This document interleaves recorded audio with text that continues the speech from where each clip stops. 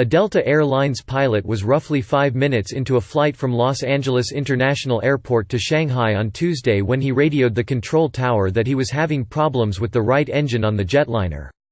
A controller asks whether he needs to return to the airport immediately or to hold to burn fuel. The pilot responds that they've got it back under control, will slow down, stay out of terrain and turn back to the airport. "Okay, so you don't need to hold to dump fuel or anything like that?" he asks the pilot. The pilot responds, negative. Yet less than 20 minutes later the jet, flying at about 2,300 feet, dumped fuel over Park Avenue Elementary School in Cudahy, dousing children on the playground and sparking outrage in a community that's been at the center of environmental injustices for decades in Los Angeles County. Dozens of people, many of them children, were treated by paramedics, but no one was seriously injured. The Times analyzed more than 300 flight paths of Delta Flight 89 over the last year provided by Flightradar 24, a firm that specializes in maintaining and publishing detailed industry data worldwide. According to the flight mapping data, the pilot had been on one of two typical routes that Delta flies to Shanghai when he turned back toward LA. One path takes jets farther west over the Pacific Ocean, while the other turns north over Malibu and the Santa Monica Mountains before veering west.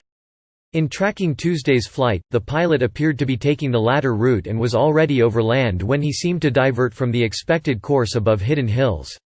The radio transmissions between the pilot and air traffic controllers raise new questions about why the pilot showered fuel over such a large swath of populated neighborhoods.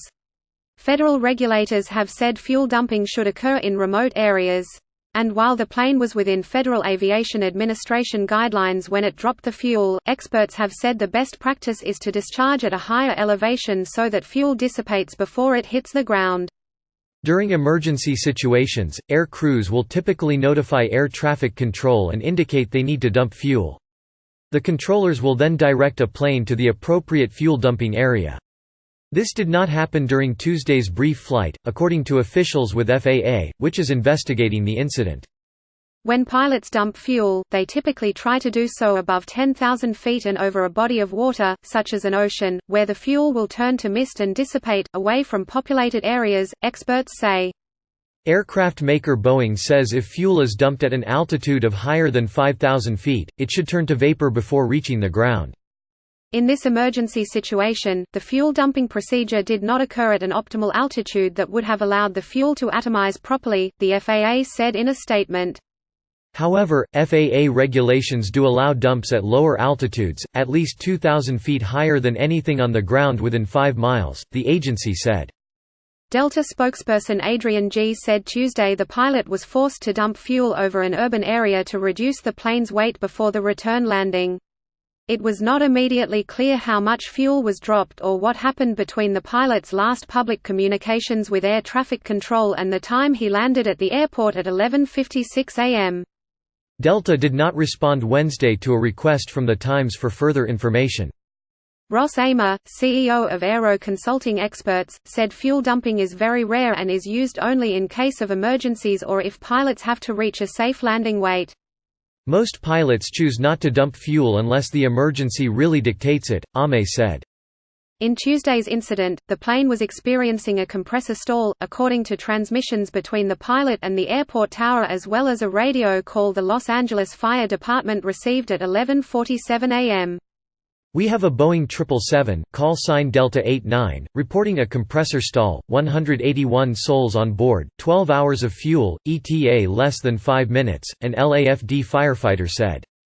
When the compressor of a plane's engine stalls, it can cause a loss of airflow through an engine, which can cause the engine to fail. However, compressor stalls are relatively common and aren't typically considered a dire emergency that would necessitate an immediate landing, according to safety expert and aviation consultant Robert Ditchie. The Boeing 777 is ETOPS certified, an acronym used in aviation signifying extended operations, which means the two-engine aircraft can fly an extended duration on one engine, Ditchie said. That would suggest there was no immediate urgency to land, he said, per Boeing and FAA standards. Still, the decision to return to LAX prompted the question from the control tower about dumping fuel. Whether the instruction to release the fuel came from air traffic control or Delta, the ultimate decision maker would be the pilot, who would have been aware he was flying over a residential area rather than the ocean or other unpopulated area, Ditchy said. Dumping is literally a toggle switch. How much fuel you dump is a decision that the captain or Delta Airlines operations control would discuss, he said. At one point in the audio communications, the pilot tells ground control that 181 people, including crew members, are aboard the plane. According to Seat Guru, a site that tracks the layout of planes, that number would have meant the flight was about two-thirds full. If that was the case, Ditchy said, it would suggest that a decrease in weight would not have been a major issue because the plane was not at maximum capacity. The fuel dump has raised concerns about environmental safety in the flight path over Cudahy and other cities. Sadly, our entire community has been adversely impacted by this incident, including dozens of children. I am calling for a full federal investigation into the matter, and expect full accountability from responsible parties, Cudahy City Council member Jack Guerrero said. Times staff writers Ruben Vives and Samantha Masanaga contributed to this report.